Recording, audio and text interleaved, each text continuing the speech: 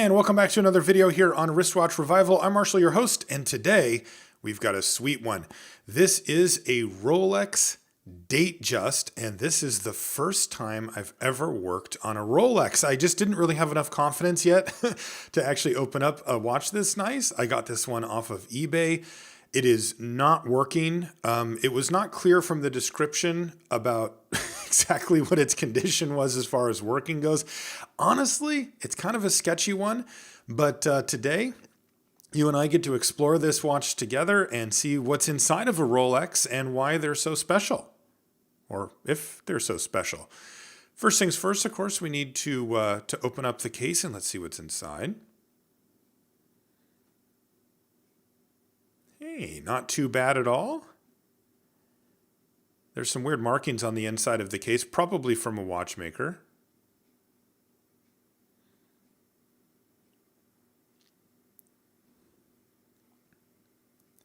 And as you can see, this has an automatic movement, and it looks like the balance wheel is trying to go.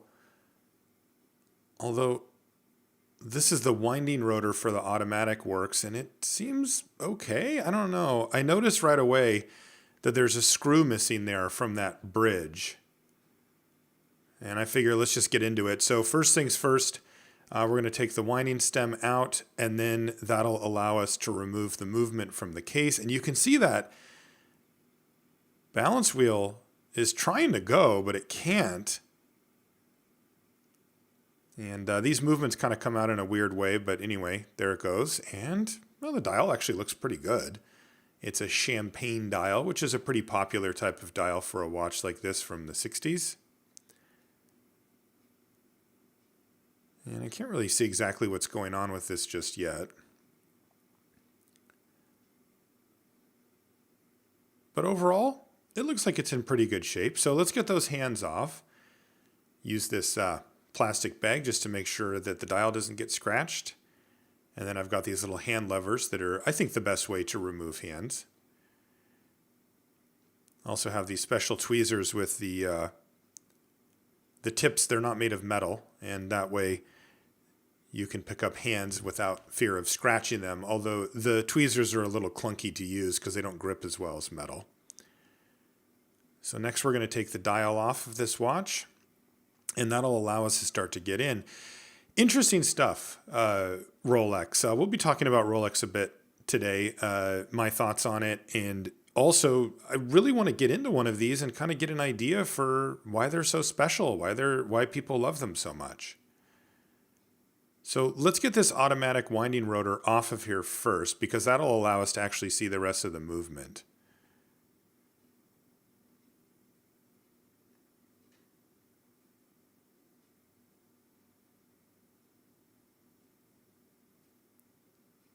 And there we go.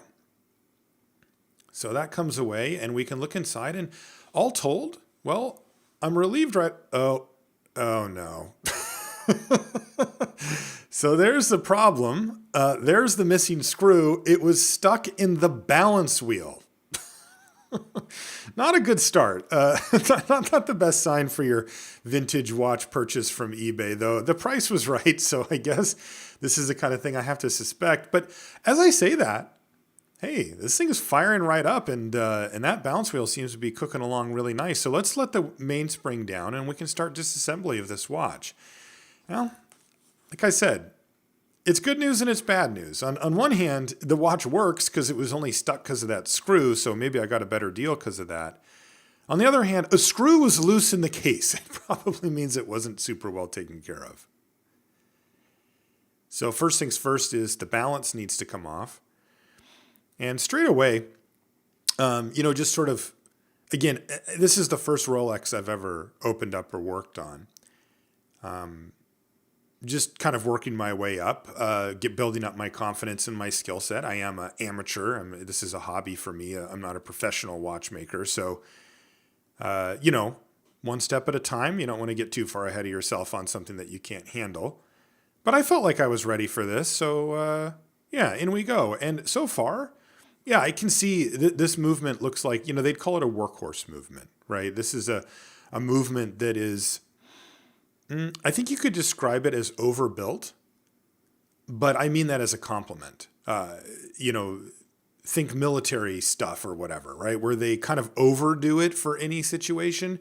This movement reminds me of that a little bit. It's got some really beefy stuff going in here. You can take a look at the spring on the keyless works even, and it has like a beveling around it. And that means it's thick. That isn't just a normal stamped out spring like you see. That, in fact, that's the one I'm getting right here.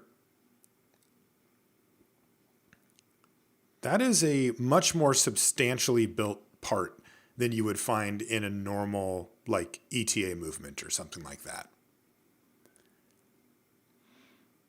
Now, I'm not really sure how to approach a movement like this. Has a lot of the stuff that I'm used to, taking out the yoke spring here for the keyless works. But at the same time, it's a little different. Rولكس kind of has its own thing.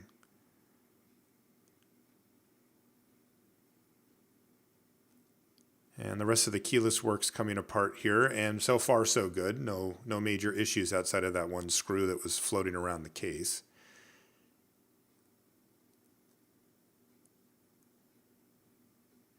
So now I'm trying to take apart the motion works, but can't quite figure out exactly how to get that going. So I'm going to flip this thing over and see if I can't get to the train of wheels. So first we'll start with the barrel side. And there's this little tiny retainer spring thing there, and that just is on the top of that second pivot in the middle. And I believe just to keep it in place. And it, of course, jumped away, but it's easy to find that. And these are something that I've always wondered about. That wheel is on an extended pivot. So there's two wheels. There's one below that's actually in the gear train, and then there's that one on top that turns the second hand. But it's just pressure fit on, and I've never really figured out how to get those off. For those of you that have been watching the channel for a while, you'll remember the Omega Seamaster that I did.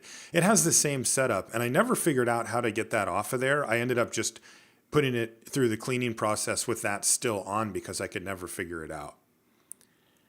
It turns out there is a way to get that off of there, but we'll have to wait for that.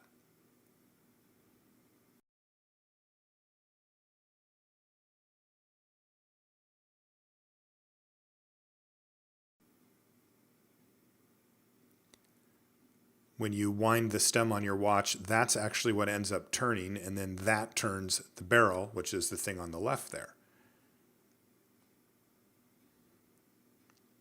So far so good there as well. And now I think we can take off the barrel bridge itself.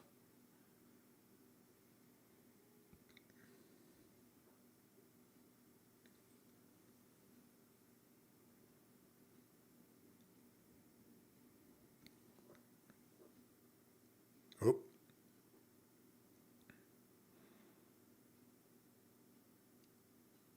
Now I do have to be careful because that extended wheel is up there and I don't want to damage it. But it looks like I have plenty of room, so I'm going to go ahead and just remove this bridge if I can. And there it comes. And there it goes. But it looks okay. Again, this watch seems to actually be in pretty good shape considering the price I paid. And, well, it's a Rولكs Datejust. I mean, this is one of the most popular watches in the world. They've been producing these for, I don't know, 60 years, 70 years, something like that now.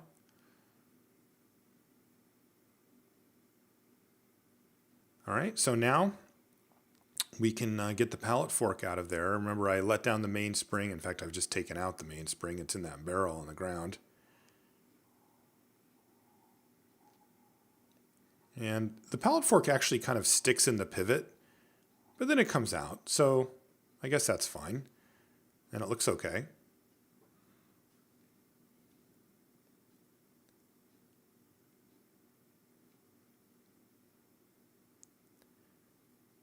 Now, there's the normal motion work in the middle of the movement there, but then there's that weird thing on that other wheel, and I don't know what it is. And this part comes off too, and I don't know what this is. but it looks like a spring or a retainer of some sort. So I decide to try to take apart the parts around that strange wheel, and there's this lever, and then this actually has a jewel on it that sits on top of the lever. It's actually a clever little piece. And finally I figure out how to get this part off. And I think I need a special tool to take this off properly. I ended up using two pairs of tweezers to do this. And also you'll note that it has those 3 stripes on the top, which means that it's reverse threaded. But it doesn't have a normal screw slot. So I take that off finally. This actually took me a while. And on the bottom there's a cam, and I realized this must be for the calendar, to turn over the calendar. Now it's time to take the cannon pinion off. I've got my cannon pinion remover, which is, I think, the safest way to do this. I know some people just use tweezers, but that seems like very risky to me to bend the pivot. And with that, I take off the cannon pinion and the rest of the train bridge just falls off of the bottom. Well, I guess that's one way to get that out of there. So there's the 4th wheel and the escape wheel.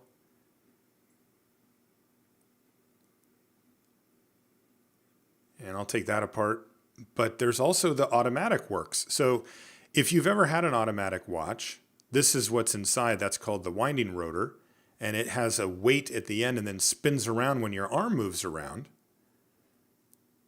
And it turns that motion. It turns those little gears, the 2 red, kind of magenta gears that are signature to Rolex, plus the one in the middle. And it turns that into a little tiny bit of wind for your watch.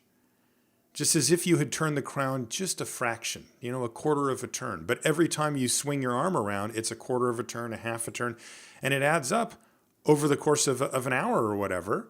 And next thing you know, your watch is all wound up and you don't even have to wind the thing.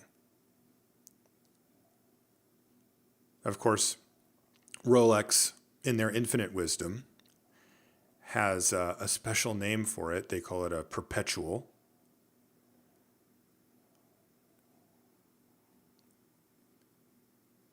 And this automatic work is pretty robust as well. As you can see, it's heavily jeweled.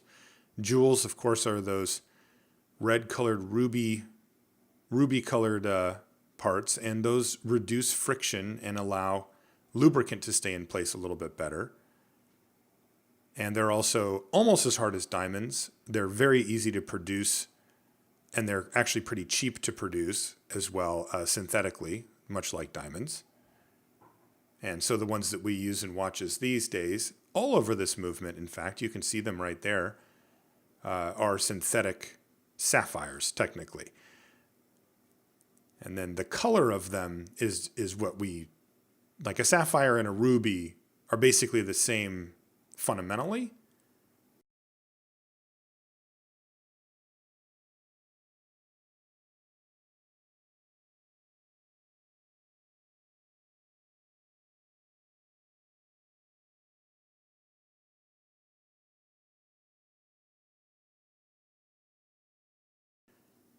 So there you go.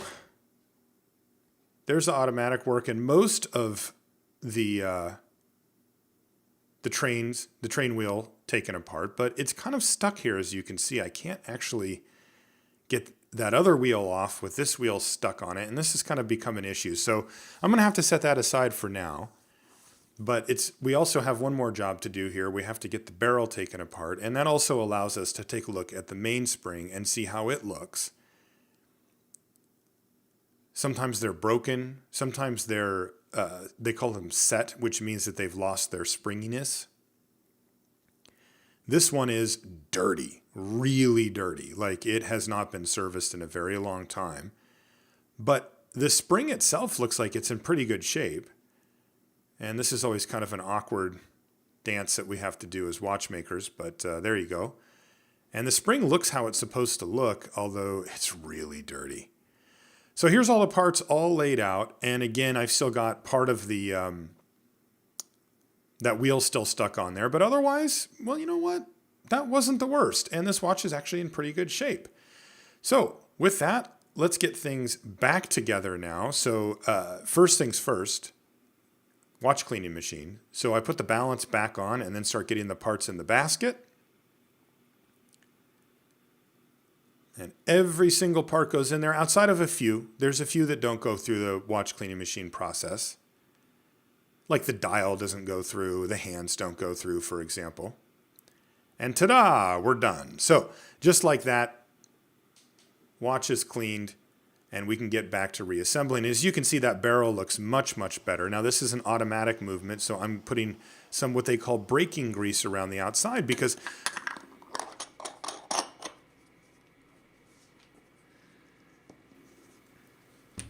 once the mainspring gets fully wound, remember it's an automatic, it's doing it on its own. If you were to just keep winding and winding and winding, you could damage the mainspring. Much like in a manual wind watch, when you kind of hit the end of it and you know I don't need to wind it any further. The way that it works in automatic watches, it actually just slides around the inside of the barrel. But that braking grease can help prevent damage and also make it stick to the wall a little bit better. So I put some of that on, and now it's time for the mainspring winders. And that means picking the right one, and we're gonna go ahead and put the mainspring on this this end of it, and then this tool will let me wind the mainspring back into a shape that I can actually put it in the barrel again. Doing this by hand is very difficult and risks damaging the mainspring a lot. Like it's almost better to just buy a new one if you're going to do it that way, but that gets quite expensive, especially when a mainspring is in really good shape like this one. I much prefer to just reuse this one. And so you wind it in.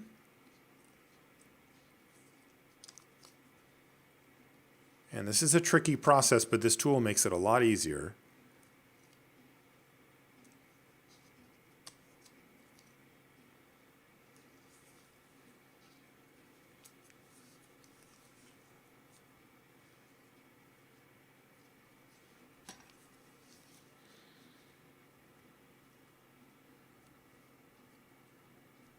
Just need to make sure that the tail of this is the part that actually hits the wall of the barrel when the automatic watch is wound up enough. And once it's in there all the way,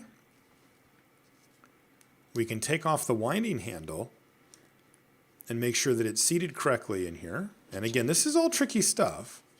I'm using brass tweezers here just in case. I don't want to put a kink in the mainspring. That could hinder its performance.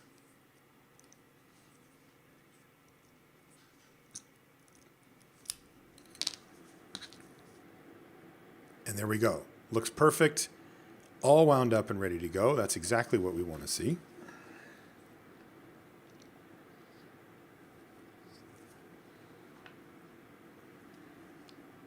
So now it needs to go back in the barrel. And this part, oh, this sound is one of the most satisfying sounds in all of watchmaking.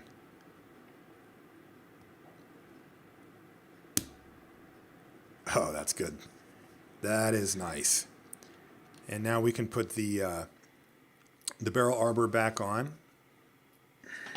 This is what actually gets attached to the rest of the watch so that when you turn those various gears that we talked about before, it actually will turn the spring inside of the barrel. Always amazed at mainsprings. It's such a simple thing. Just a coiled up piece of metal, but it is responsible for all the power of the entire watch. Anything that's moving, keeping time, dates, anything is ultimately powered by this mainspring, this one little piece of metal. Put the barrel cap back on, and that should be ready to go. Okay, so now we've got the automatic winding works, and that needs to get all put back together. So I'm going to put some lubricant on from a video that I watched to try to replicate that the best I can.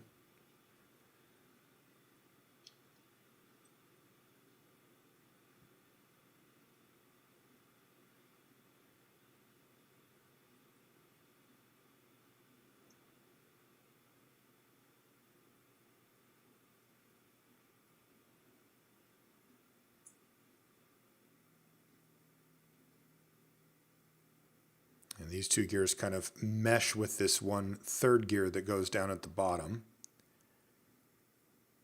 And that's the one that actually interfaces with the watch itself. And then there's a little bridge here that kind of holds all three of those together, again, with jewels. And, going back to the discussion about Rolex and my view on it is that as a brand, Rolex is thought of by most people as being a super fancy watch, right? If somebody comes up and they go, I got a new watch. Oh, you probably got a Rolex, right? It's just the first name that comes to mind.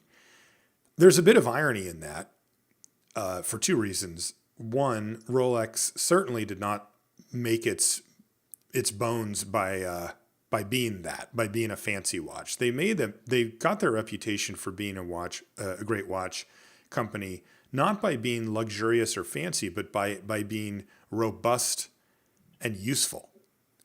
They made a lot of their early stuff was tool watches that people used for different jobs or occupations or maybe even adventures or whatever. Nothing fancy about it. You wouldn't want to be wearing a Rolex to a dinner party. You would wear it on a mountain or diving. But they still garner the reputation for being the best. And they're really good. They really are. They mass produce watches on a huge scale, and they keep a level of quality that is absolutely fantastic. All right, so here is the tool that I finally got to take this wheel off. I finally figured out how to do it.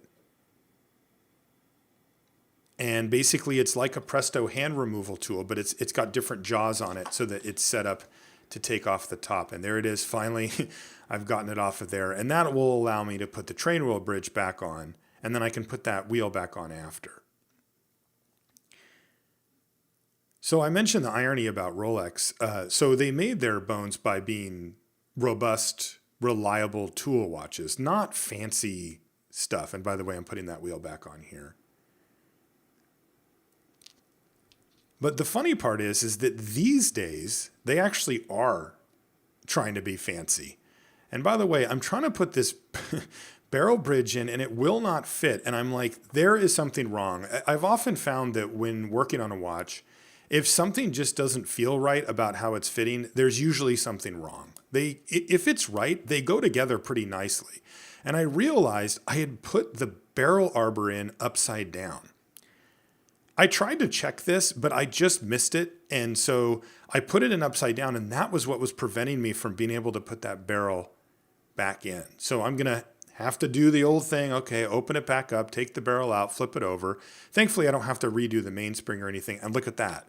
You see the difference? It just pops right in when everything's right. And when it's not, it feels like you have to force it. And when you feel like you have to force it, it's best to just take a breath and go, okay, something might not be right here.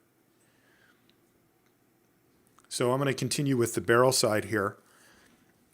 The barrel bridge is going on and the ratchet wheel and all that. But yeah, Rolex these days, if you try to buy a new Rolex, you will, for all of the popular models, the GMT, the Submariner, certainly the Daytona, and even to a point, a Datejust like this one, but a modern one, and the Explorer, you often can't buy them. You literally cannot walk into a store and purchase them, and it's been this way for a few years. This has driven the price and demand up a lot. On the secondary market, they'll sell for 50 to 100% more of their value. I mean, we're talking about double. Like, if a watch costs $8,000 in the store, you might have to pay $16,000. You might even have to pay $18,000 or $20,000 for it, third party. Now, it will still be new effectively with the box and the papers and all that. But I believe that Rolex is trying to scale their market up. I think that they're trying to be more exclusive. They're trying to be fancier, if you will, which is certainly their right as a company. But it is not in line with their traditional values, where it was more about quality and robustness rather than exclusivity. Interesting move to make. And it has a lot of frustrated customers and a lot of people really wanting to get their hands on one of those watches. So it's kind of a controversial topic in the watch community. In the meantime, I'm impressed by this movement. I really am. This to me is an extremely well-designed movement. And once I figured out for myself each of these parts, I go, oh, okay, I see why you did it that way.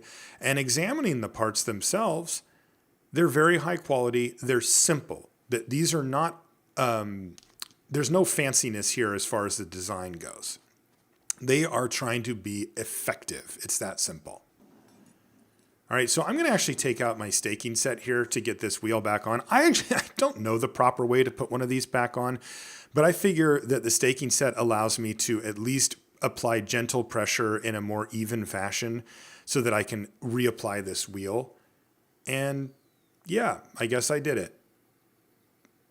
It's spinning and it's working and I did it. Again, this is just one of those times where I'm learning. I'm still figuring these things out and kind of figuring out what works best. Here's the cannon pinion going back on.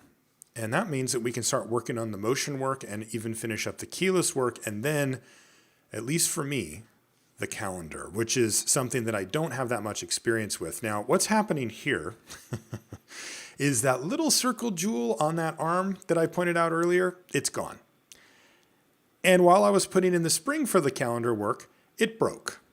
This was a huge pain. So I ordered a new spring, as you can see, there it is. And that took a while to get here. And there's the new jewel. So now all of a sudden I'm spending a bunch of extra money. The jewel, I have no idea where it ended up. I put it in the watch cleaning machine. I have that on film. So I know it went into there, and I've checked everywhere around it, and it's just gone. I don't know what I did, but it's obviously on me. I lost it, and I need to just try to get my practices as better as I can, because this time it cost me some money. But with the new parts here, I can continue my assembly, and that's the part right there that I lost. And again, this is another piece. As you can see, it goes on the bottom of this metal post, and that rubs up against the cam for the calendar so that when it turns over, it clicks over rather than doing it slowly. And the cool part is, again, using a jewel for that means that it'll basically last forever, and it can be lubricated better. And most companies, I would say, would just use metal on metal there. And Rولكس said, nope, we can put a jewel there in a high friction area, and we'll go ahead and do that. And those are the little details that really stand out about this movement. Now, if I could manage to not lose that jewel, I would be even happier, but I did, and I never found it. It's gone.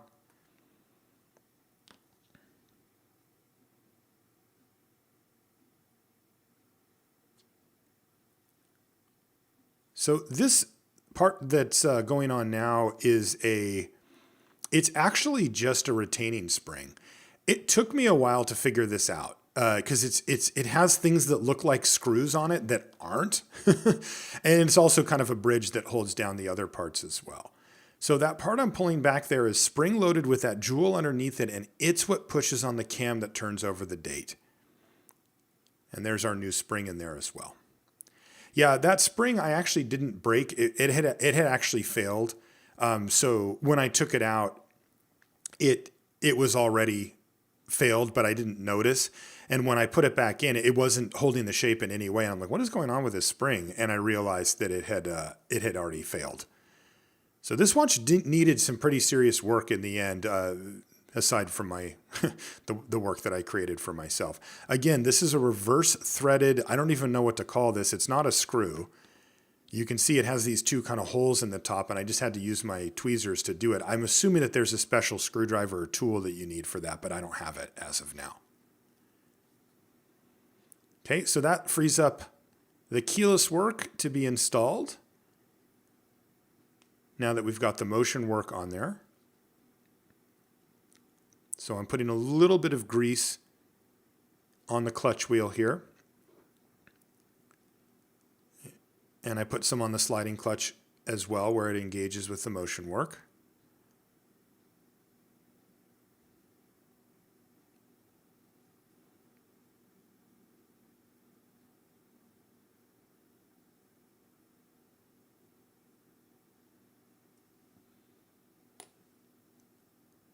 This is the yoke spring. And the way that Rولكس does the keyless work is almost identical to other Swiss watch companies. This came fairly naturally to me. based on my experience working on other ones. The difference is the quality of parts. Again, look at that yoke spring. Do you see how thick that is? It is beefy. I mean, it has a beveled edge on it. That thing is the real deal. Normally, these parts are just stamped. They're just stamped out of metal, and they're fine. I mean, look, they don't need to be super crazy. But again, this is kind of what I mean when I say overbuilt, right? They took the time to say, you know what, we're going to build a part that is robust, that will last forever for its given purpose. Here, I'm greasing the winding stem. And I can appreciate that. You know, when you first get into collecting watches, most people think that Rolex is the best. And then you get in and you kind of realize that Rolex is kind of like they mass produce watches, so they're kind of everywhere. And you kind of go, maybe Rolex isn't so cool. I like these other things more. And then as you are around watch people in the watch world more, you kind of get a respect for Rolex where you go, you know what? They do a really good job. These are super high quality watches that are real simple. They're straightforward. You know, they don't do any crazy complications and stuff like that. They're very usable day-to-day watches that you could wear and be happy with for a very long time. And there's a level of appreciation that you get for that kind of watchmaking. Again, the irony is that your average person thinks that it's a super fancy watch. You know, and it is. It's expensive, right? But there's so many brands that produce, you know, kind of delicate, fancy dress watches or whatever that aren't Rolex at all. Rolex tend to be much more on the sporty, robust, beefy side of things. But your average person doesn't know that. Yeah, so this one was quite a project for me as well with those two, the missing parts and then the broken parts. You know, I had to send away for those. They took a while to come in. So this one was like one of those ones where I'd get it on the bench, get rolling on it. I'm going to admit I was intimidated by it a bit, not only because of the cost of the watch. It was expensive. I had to sell another watch to get it, but also because I had never worked on a Rolex before. And when you kind of get rolling and feel like you're figuring it out and then a part breaks or you lose one, it's really frustrating. You're just like, oh, this is never going to come together. But I finally kind of got back on track with it. Now, I'm applying a little bit of grease here to the high friction point parts of the keyless works. So now it's time to clean the cap jewels. And as you can see, I got it on the microscope here, and they're pretty dirty underneath. So what I do is carefully remove these, put them in a solution called One Dip, which is a solvent which will take any dirt or oil that's still on there off of it. Then I separate them, and reminding you that they are absolutely minuscule. And I put a tiny drop of oil on the cap jewel and then put the bottom of the setting back in, and then I grab that whole thing and drop it back into here. And that's how you do these. It's very, very small work. It is absolutely tiny. I mean, I usually have to use a microscope or at least my powerful loupe to do it. But as you can see, it pops right back in, and then that's called an Inca block jewel setting. So that means that if you drop your watch, that spring will move rather than it breaking the pivot underneath. And that brings us to the bottom half of it. And as you can see, that's what the jewel looks like right there. That's the cap jewel. And so what this is this is a replacement cap jewel, because while working on it, I had it in my tweezers and I was attempting to put oil on it and it pinged away. And normally it just flies, you know, a few inches away. This time I lost it. I searched everywhere and I could not find it, and I had to send away for another part for this watch. And this one was totally on me, but it was another setback and another, all right, wait another week or two for this part to come in. And I finally got it, and there it is. It fits like a charm, thankfully. And I've got it oiled up, and I can now put the setting on. But this watch at this point has become a saga. I mean, that is now the third replacement part that I've had to order for various reasons, mainly relating to my skill, my current skill as a watchmaker. But frustrating nonetheless. And there it is, seated back in its place. Now, that's the one dip right there. So I'm going to put the pallet fork and then the balance in it as well to give it a thorough cleaning.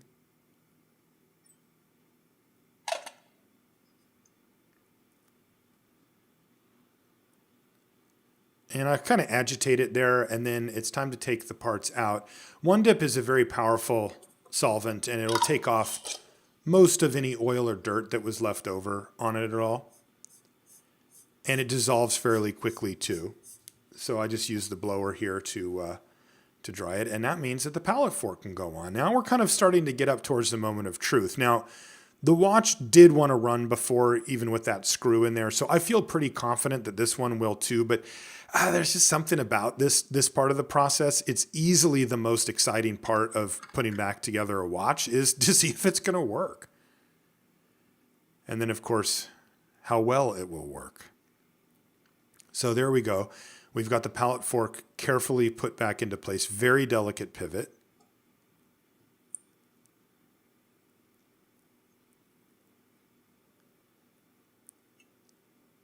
And now what I'm going to do is wind up the watch a little bit, because the pallet fork will hold the power in the watch. And as you can see, it should just sort of tick over when I touch it. And it does.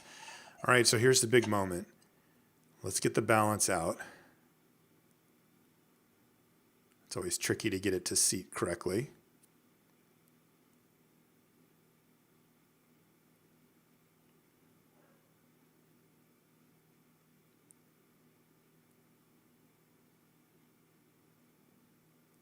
And there it goes. All right. So we have ourselves a running watch, and it actually looks like it's running fairly healthy at this point too, though that's just eyeballing it. When people say that, when you hear a watchmaker say that, they're talking about the amplitude. That's basically how much power is getting from the mainspring to the balance. And the way you know that is, how much is that balance swinging? Does it look like it's being tossed back and forth with good force, or is it kind of lazily going back and forth? And this looks pretty good to me.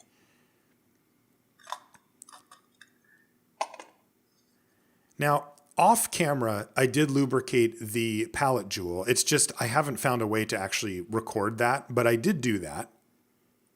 And now it's time to put on the automatic work again.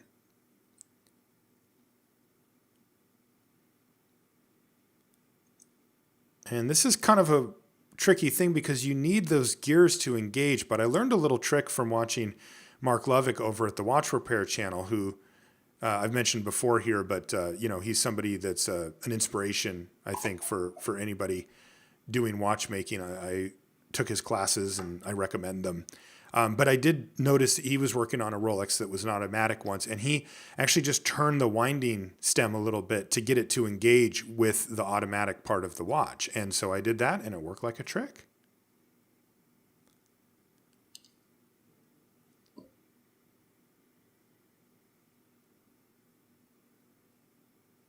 So now I'm just checking to make sure that when I turn it, that those gears turn, and then that turns the watch. And as you can see, it does. Such a cool device, an automatic winding.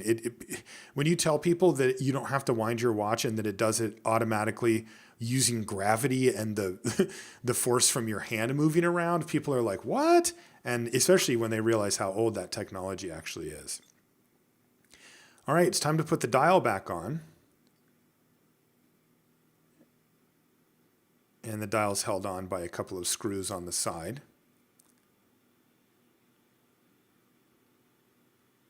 And now what I'm doing is getting the hands, even though they're not on there yet, at midnight. And you know it's midnight because that's when the date starts to tick over. Now, it probably should just tick over from one number to the next.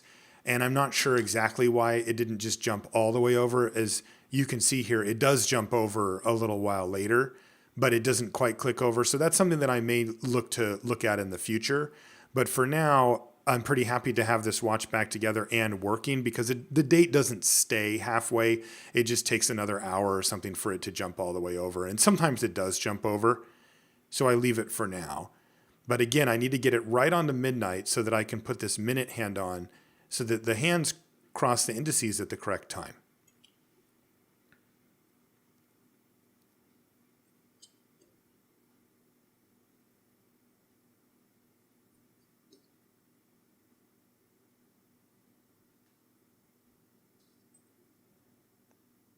That looks pretty good.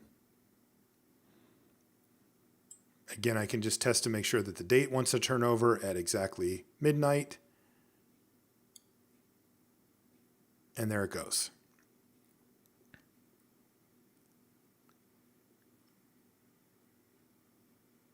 And as you can see, it goes at midnight as well. Now, I'm going to put the seconds hand on, but that one, you don't actually have to line it up with anything specific.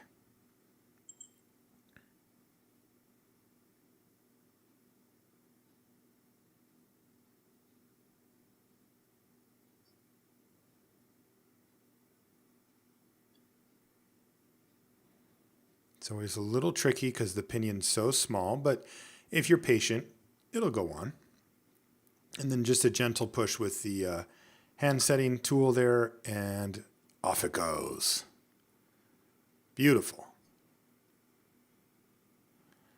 And I'm just using a little bit of Rodico here just to get any dust particles that maybe have settled or maybe even that were already on the case. I can just see a couple little smudges, and I find that the Rodico can be useful to just clean that up slightly.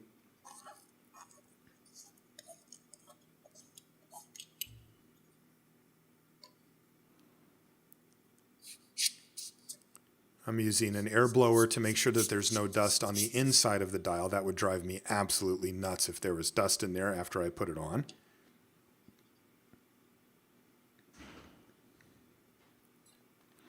Of course, I need to take out the winding stem again to get the watch back in the case.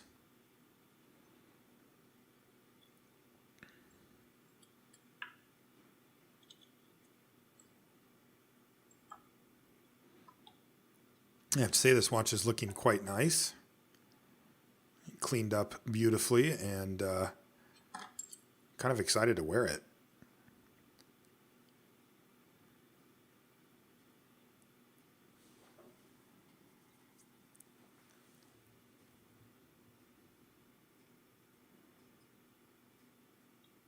Make sure the winding stem is properly installed here.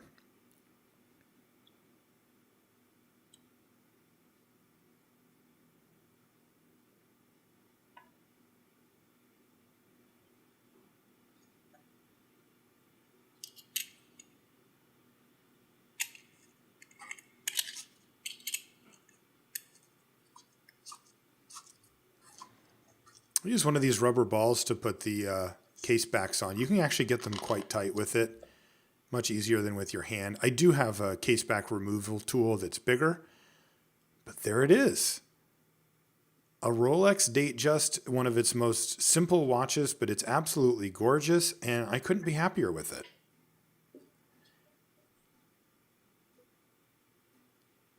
You can see why it's such a popular watch for so long.